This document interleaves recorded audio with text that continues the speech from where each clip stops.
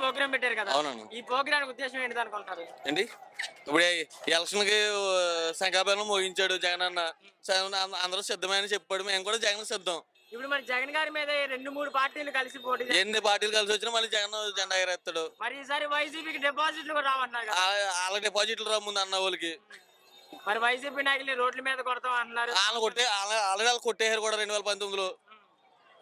ఈసారి గెలుస్తారు మరి. ఇంకా పక్కా గెలుస్తాడు. జగన్ గారు కొన్ని సంక్షేమ పథకాలు పెట్టారు, అందరికి అంది. ఎస్సీబీసీ మైనార్టీ అందరికి అందుతున్నాయి. మరి అంటే పార్టీ లేదు, అసలు కులం లేదు, పార్టీ లేదు. ఫస్ట్ నుంచి 2019 నుంచి ఈ రోజు వరకు కులం లేదు, పార్టీ లేదు. అందరికి అంది, అన్ని పార్టీలు అందరి పార్టీ అంది. ఇప్పుడు మరి వాలంటీర్ వ్యవస్థ పెట్టారు కదా, మంచిది అంటారు? పక్కాగా కదా. అంటే ఎలాంటి ఉపయోగం అన్న వాలంటీర్? పొద్దున్నే లేచి పొద్దున్నే లేచి 4:30 లేచి పెన్షన్ ఇంటి కాడికి ఇస్తున్నారు కదా. లేదా వరకు పంచాయతీ ఆఫీస్ కాడికి మెయిన్ సెంటర్ ఎక్కడ దొక్కుని ఇచ్చేవారు. వాళ్ళకి వెళ్ళి అక్కడ చచ్చిపోయిన ముసలి అవాతాలు చనిపోయిన రోజులు కూడా ఉన్నాయి. వాలంటీర్లు లంచాలు తీసుకుంటున్నారంట కదా. ఎక్కడా లేదు అటువంటిది. ఆయన్ని ప్రతిపక్షాలు చెప్పే కుట్రల్లో. అంటే మరి ఈ పథకాలు పెట్టారు కదా జగన్ గారు, ఈ పథకాలు పెట్టి ప్రజలు సోమరపోతులు చేస్తున్నారంట కదా. ఎవరు సోమరపోతులు అవుతున్నారు? ప్రజలు అవుతున్నారంట. లేదు, పేదరికానికి కొద్దిగా అండాన్ని ఇస్తున్నాడు ఆర్థికంగా వ్యవస్థకి. అంటే మరి వైసీపీ పార్టీ అనేది ధనికులకే కానీ పేదలకు లేదు అంటున్నారు కదా. లేదు, పక్కా పేదరికం పార్టీ వైసీపీ. ఈసారి అంటే జగన్ గారు అన్నారు వై నాట్ 170 అన్నారు. సాధ్యమైతే మరి ఎమ్మెల్యేని మారుస్తున్నారు కదా. ఎందుకు మారుతున్నాడు? ప్రజల్లో ముందు అప్పుడు 5 నెలల కిందటే చెప్పాడు కదా. 8 నెలల నుంచి గడప గడప ప్రోగ్రాం నుంచి ఎవరు బాగోపోతే వాళ్ళకి మారుతానని. అది ఈసారి గెలుస్తారంటారు పక్కగా. మేడం ఎక్కడి నుండి వచ్చారు మేడం? మాది రంపచోడవరం నియోజకవర్గం ఏజెన్సీ ప్రాంతం సార్. చాలా దూరం కదా మేడం, అక్కడ నుండి వచ్చారు కదా. దేనికని? మేము జగన్ సిద్ధం, అదే జగనన్న కోసం సార్. ఎందుకని జగన్ గారు అంత అభిమానం, అంత ప్రేమ మీకు?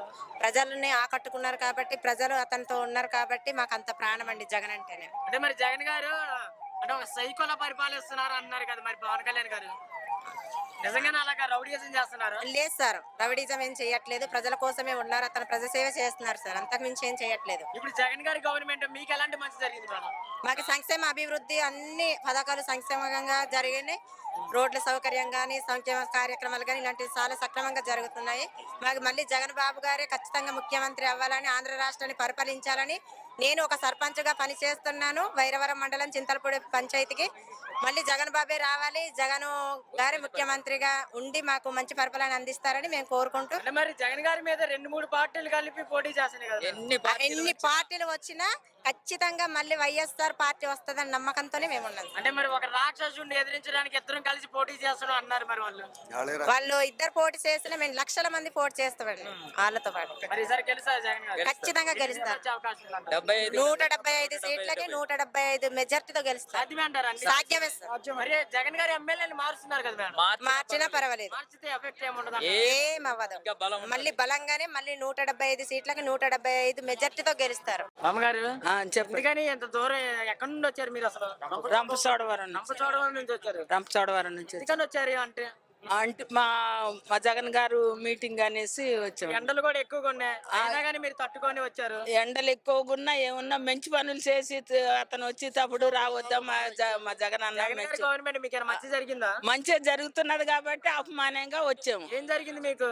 మరి మాకు అమ్మఒడి ఇస్తున్నారు, అలాగే ఆరోగ్యం మీద రైతు భరోసా ఆరోగ్యం మీద కూడా మాకు డబ్బులు వేస్తున్నాడు ఆరోగ్యశ్రీలోన. అలాగే చెయ్యూత వస్తుంది, అలాగే మాకు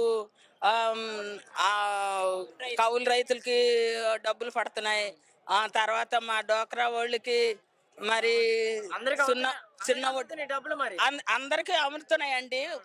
అవకాశం ఉన్న వాళ్ళకి వస్తున్నాయి, ఎవరో ఒకళ్ళిద్దరు ఇదవుతారు కానీ అందరికి కూడాను మాకు మంచిగా జరుగుతున్నది.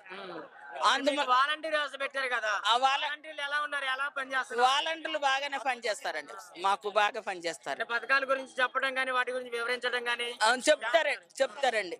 లంచాలు అడుగుతున్నారండి. లంచాలు గట్ట ఏమి ఇవ్వమండి, అవి మా అకౌంట్ లోకి వస్తాయి. లంచాలు వాళ్ళకి ఎలాగిస్తాము? ఒక ఓన్లీ పింఛన్లే మాకు తెచ్చేస్తారు, వస్తాయి.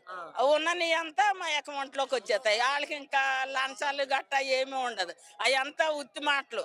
అలా చెప్పుకుంటారు. మరి పెన్షన్ 3000 పెంచారు కదా మరి మొన్న జనవరి నుండి ఎలా మంచిదే అంటారు పెంచడం? 3000 ఇచ్చేసారండి మాకు జనవరిలో. డబ్బులు పెంచడం మంచిదే అంటారా? మంచిదే. ఎందుకు మంచిది కాదండి? మంచిది కాకుండా మంచిది అని చెప్తామా? చొల్లు మాటలు చెప్పం కదా. మేము అవి తింటున్నాం కాబట్టి అద్భుతంగా మాకు అందుతున్నాయి అని చెప్తున్నాం. అంటే మరి ఇలా డబ్బులు తీసుకొని ప్రజలు సోమరిపోతులు చేస్తున్నారంట కదా?